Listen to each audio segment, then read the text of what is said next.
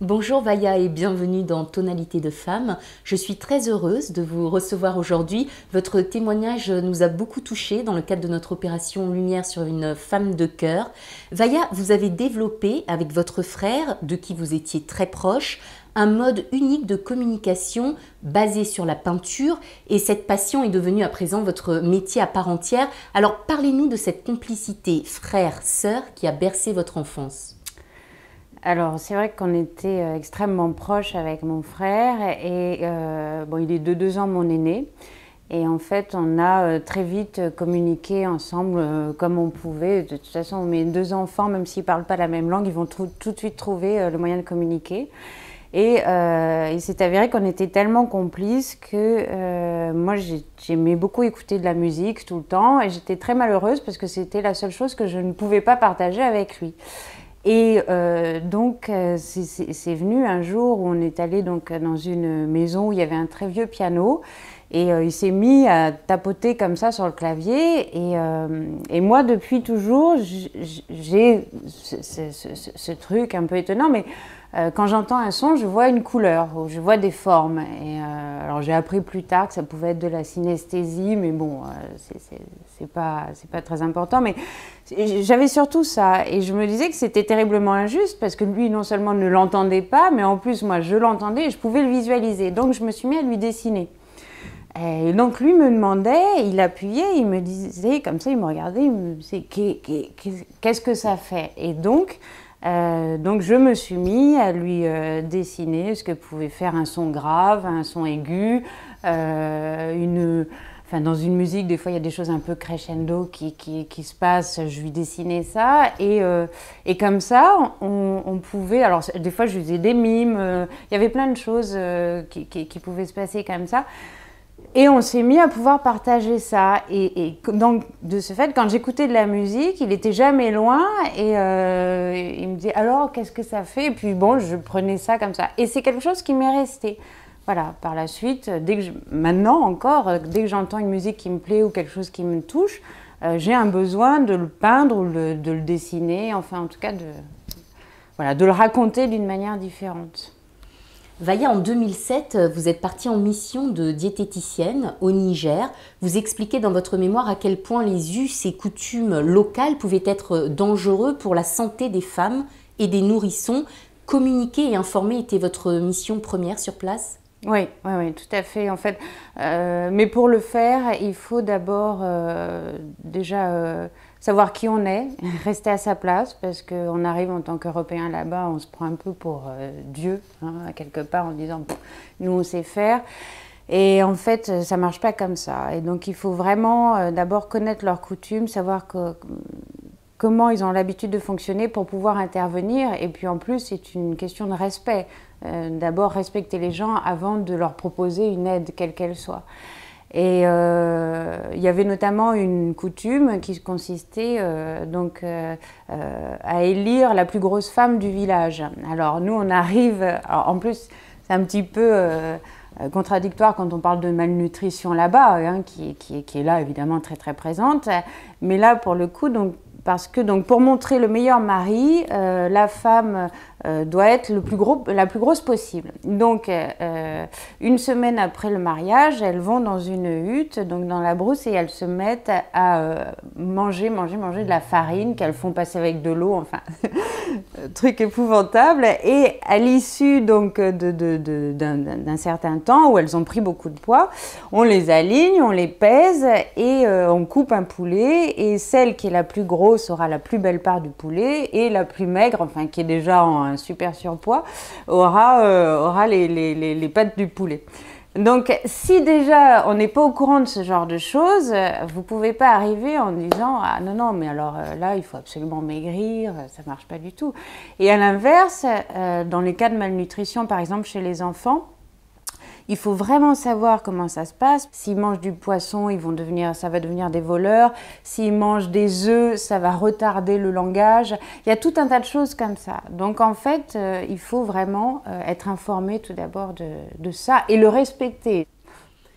Vaya, vous avez été victime d'un grave accident qui vous a laissé des séquelles et vous a immobilisé plus de 6 mois. Est-ce un épisode qui vous a donné une nouvelle vision de la vie? Ah oui, ah oui, c'est une seconde naissance. Je dis pas qu'aujourd'hui il n'y a pas des moments où, comme tout le monde, je vais déprimer pour X raisons, mais oui, c'est une seconde naissance parce que plusieurs mois comme ça, donc à l'hôpital et en fauteuil roulant, vous voyez le monde d'une manière totalement différente. Et c'est je me souviens de ma sortie où je trouvais qu'une pâquerette était extraordinaire. Alors ça peut paraître totalement ridicule de dire ça, mais en fait c'était le cas. C'est-à-dire je pouvais rester accroupie comme ça pendant une minute à regarder une pâquerette. Oh, c'est tellement beau la nature. Bon, je me souviens de ma chambre d'hôpital, j'étais hospitalisée à Bichat, où je voyais les gens sur le périph' dans des bouchons, mais qui avaient la chance de rentrer chez eux. Et je me disais, mais plus jamais je me plaindrai. Voilà. Bon, c'est vrai qu'il y a des nouvelles choses qui se passe, qui arrive, c'est très étonnant. Et puis j'ai rencontré des gens qui avaient une véritable force et qui avaient des choses beaucoup plus graves que ce que j'avais vécu. Bon, moi c'était pas mal, mais je m'en suis très très bien sortie. Malheureusement, c'est pas le cas de beaucoup de gens que j'ai rencontrés là-bas. Et c'est très dangereux l'hospitalisation comme ça, parce qu'au début, vous n'avez de cesse de vouloir sortir de l'hôpital absolument, et après, en fait, quelques mois, vous ne voulez plus sortir. Et ça devient très bizarre, parce qu'en fait, la société fait peur après. Et ça m'a permis notamment d'avoir un regard sur les personnes handicapées complètement différente. Et d'avoir une entreprise complètement différente par rapport à ça. Et notamment, j'ai un ami donc, qui est en fauteuil, qui fait un très beau festival d'art à Montpellier, avec lequel j'ai été amenée à faire des sélections en tant que membre du jury. Et c'était génial parce qu'on exposait des artistes avant tout, et pas des personnes valides ou non valides. Les personnes étaient mélangées, hein, mais l'artiste qui était en fauteuil mais qui faisait juste des choses qui étaient, qu'on estimait pas à la hauteur qu'on voulait pour ce salon, on ne le prenait pas. Et à l'inverse, voilà, c'était pas parce que vous étiez en fauteuil roulant que vous pouviez aller au salon, mais du coup, on avait un regard du spectateur qui était positif, et moi, je voulais absolument pas entendre des choses du style « Ah, non, c'est pas terrible, mais enfin, quand même, le pauvre, il l'a fait avec sa main comme ça. » Ça, c'est hors de question, quoi.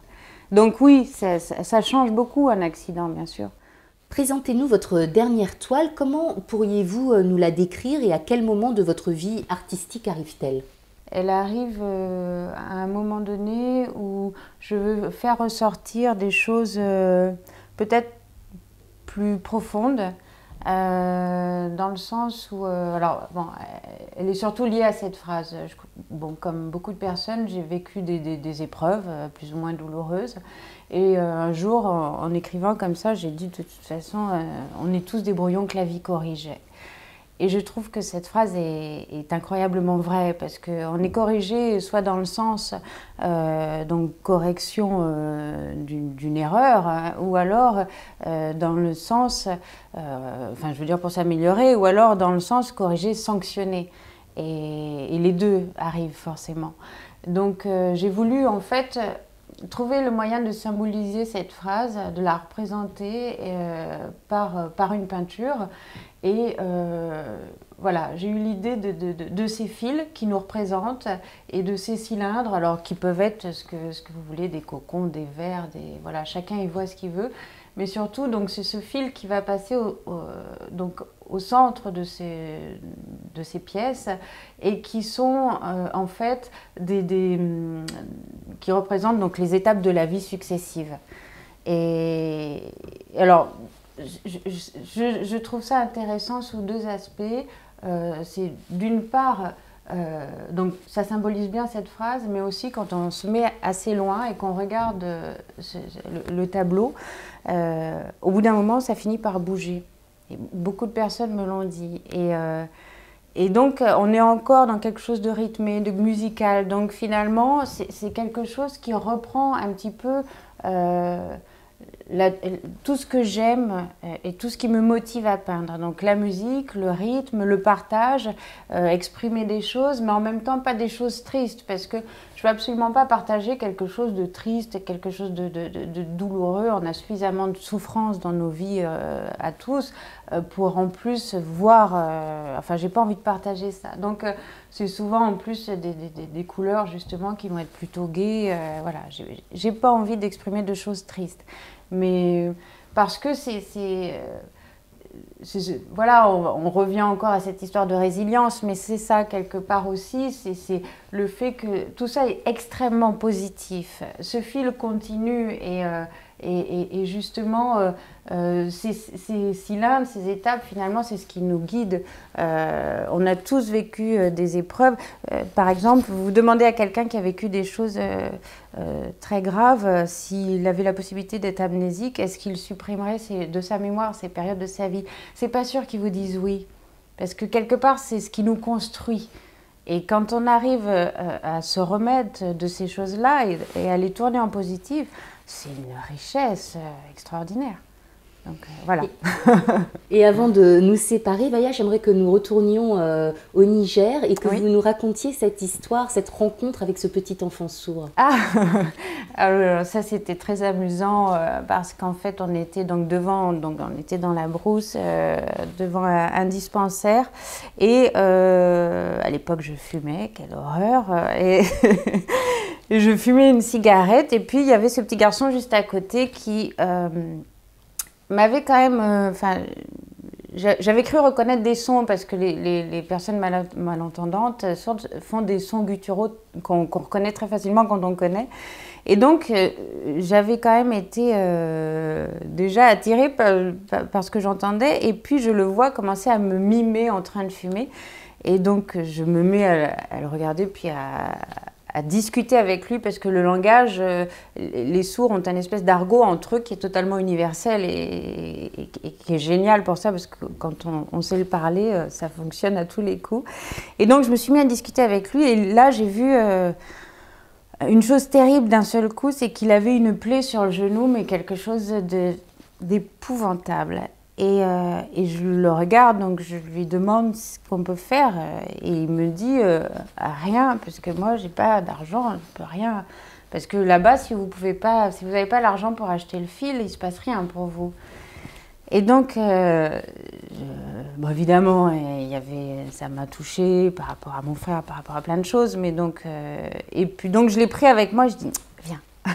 Et donc je l'ai amené et j'ai acheté du fil et puis bon, on a fait ce qu'il fallait pour le soigner et puis on lui a fait un beau pansement et c'était génial parce que ce petit garçon venait après tous les jours me montrer qu'il prenait soin de son pansement, qu'il était propre parce que je lui avais expliqué qu'il fallait pas qu'il laisse les mouches venir dessus et tout salir.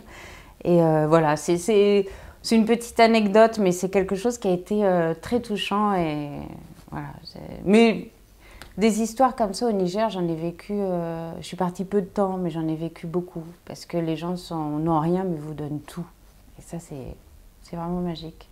Merci infiniment, Vaya, pour ce partage. Merci beaucoup. Avec grand plaisir à vous, surtout. Vraiment. Merci.